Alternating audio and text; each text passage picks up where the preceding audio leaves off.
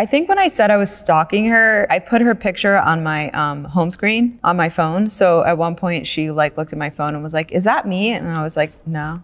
It was just little things like that. I didn't like go to her house and steal her dog or anything like that. Hello, I'm Aubrey Plaza. Aubrey Plaza. I don't know why it sounds weird when I say it. Today I'm gonna be watching some scenes that I've shot throughout my career and talking. I made my own sound effects.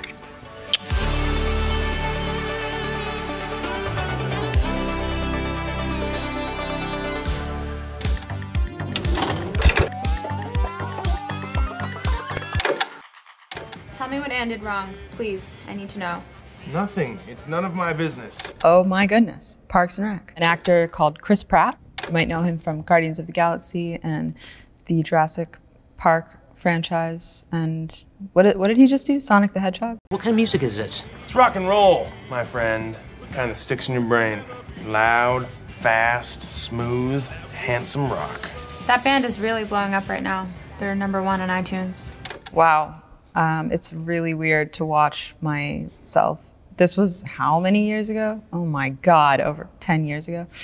Whew, I've seen too much. I've done too much. Poor guy, who's that guy? I don't even remember, that guy. One of the fun parts about Parks and Rec was just all the day players that we got to mess with. They would come in and we'd just be doing this to them and see how they react. I'll make sure you don't have to go to any meetings. If anyone comes to see you, I'll scare them away. Is it just me, or is my voice like 10 pitches higher than I sound completely different? Life is beating me down. It's like my voice is like lower. Am I like 11 years old in this show? Wait, April, if you had to choose between these two ties.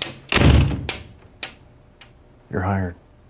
Nick Offerman is one of the funniest actors I've ever worked with. He is ridiculous. And I think Ron Swanson and April Ludgate are it's like they've kind of met their match because they ultimately both don't care about anything. So playing scenes with Nick was always so fun because there was a different rhythm to those scenes where it'd be like slow and quiet and satanic. I think it was kind of an organic thing because a lot of the show was like that. Like April and Andy, that was an organic thing. That was an idea that we had come up with. No one was planning on that relationship to happen. And then we just kind of decided like, oh, well, actually, April would probably like him because he's so insane. And so we just kind of went with that. So it was probably something like that with Ron and April. You find like little things and then they would build off of it and then here they are.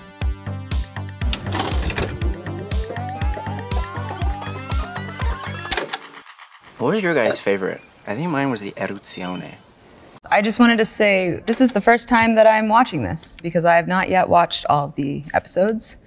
And I wasn't planning to until like 10 years from now. So this is a first timer for me. Unless I'm producing something, I'll like watch it 100 million times. But if I'm just acting in it, I generally don't watch it. Or at the premiere or something, I'll be like, well, I'm just gonna, I'll just go, they can watch it. I liked the one in, I think, Back Glass. Which one was that, Cam? I don't remember, babe. We'll buy a case. Okay. I have a question. There I am. We shot this at a vineyard in Sicily. Unfortunately, the wine was not real. How do I play drunk? I have a kind of sense memory approach, and I do a lot of research. So I know what it feels like to be very, very drunk. And I conjure up those moments, and I relive them over and over again. And then I do a physical exercise. Sometimes I spin around in circles. It really depends on the level of drunkenness. At this scene, I did not spin around a ton. I think in the next scene, when you find us later and I'm at dinner and I'm really, really drunk, that I was spinning around at that point. But this scene, it's more like, okay, I'm just getting started. It's day drinking and it's a little more like I'm buzzed, which is that's a different level of drunkenness. Have you two ever slept with the same girl? What? What? Just curious. Oh, my hair did a weird thing. Oh, just a continuity thing. I'm gonna be criticizing everything that I can't watch myself. Okay. What am I swirling? What is that, a cheese stick? I like to use props. I'm watching this for the first time. It's blowing my mind. I'm like, this is what it looks like? In college, come on. Be honest. Well, There wasn't exactly a lot of overlap, you know, different dating pools.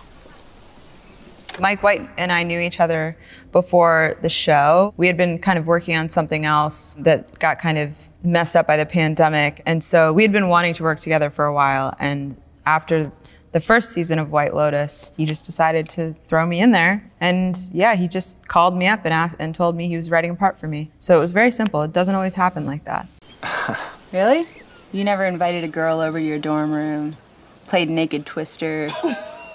Naked Twister. Come on, you guys never had one orgy? The most helpful thing on this shoot for me was just getting to know these people. We had lots of dinners every night. You know, I was very, very into the group dinners. We had a lot of those. And just, yeah, just getting to know each other, talking about our past relationships and our relationships. You guys ever watch each other have sex? Oh my God. Me and E. Yeah. Harper, what is with these questions? As a character, you have a real objective and you have a lot of stuff brewing. And I think especially with this foursome, it was definitely fun to kind of mess with Daphne and Kameryn, because I was kind of playing Harper like to the top of my intelligence and playing her as someone that is on another level kind of intellectually than them. I think this scene is a good example of just all the colors of Harper, because this is kind of when you start to see things unravel a bit, like she's a chaos agent. I think that's what's most fun about this whole sequence is just like kind of trying to capture that like sloppy drunk kind of thing when you're just like, ooh, it's like cringy. No, like don't say that. But we've all done it. I mean, it was college, right? We didn't have our own room, so probably. So I guess old habits die hard, huh? And she downs it.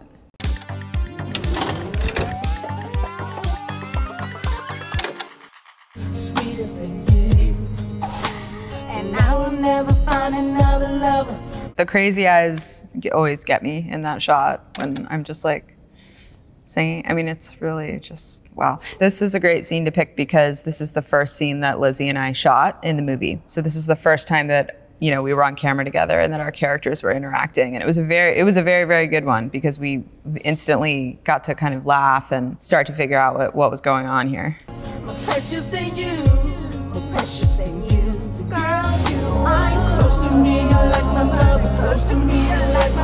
I was really drawn to that character because she represents something. It's almost a generational, like there's an entire generation of people that grew up with social media and have had to navigate the toxicity of social media. So I just felt like it was a very timely character, but also just as a person, I was drawn to just how many layers there are to her. And I loved that the movie kind of gets to peel back those layers and you get to see her really vulnerable, and then you get to see her kind of being really aggressive and almost being kind of silly at times. And I loved the kind of misunderstood quality of that character. You are the only one, my everything, and for you this song is... Lizzie Olsen.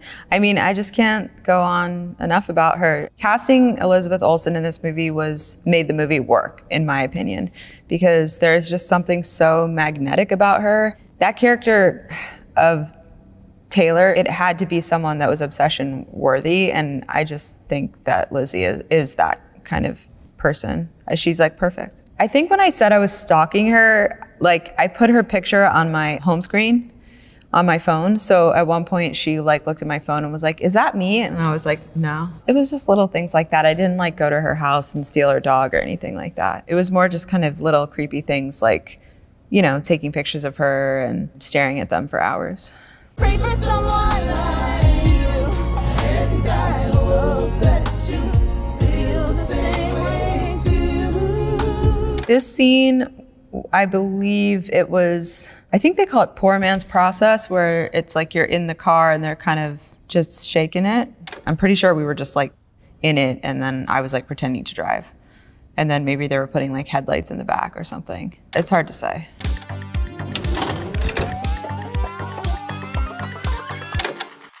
So, what can I get you? Is there anywhere you don't work? They're called jobs, something a ball like you would know anything about. Why am I so angry? God, Julie Powers is so angry. It's like, I couldn't be any angrier at him for no reason. This character was really fun to play. This is like one of the first roles I ever had. I had no idea what was going on. I just couldn't believe I was in a movie at that point. It was so fun because every scene I just had to come in really hot, just really aggressive. And I don't know why it was just so easy for me to do that. By the way, I can't believe you asked Ramona out after I specifically told you not to How's she doing that with her mouth? How are you doing that with your mouth? Never mind how I'm doing it. What do you have to say for yourself? Can I get a caramel macchiato?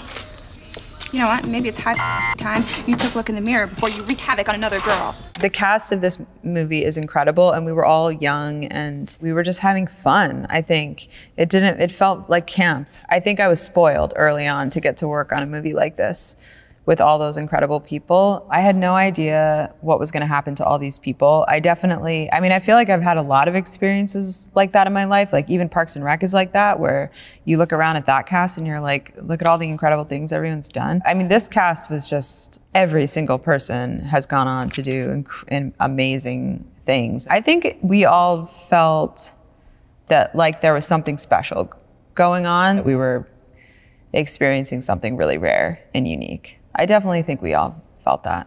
And speaking of which, I hear the girl that kicked your heart in the ass is walking the streets of Toronto again. So I can just get my coffee over here?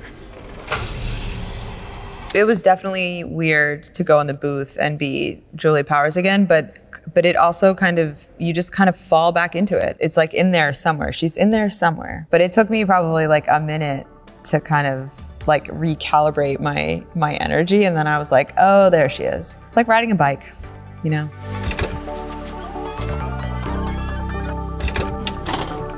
Well, there you have it, folks. Thank you so much for watching, and go to bed.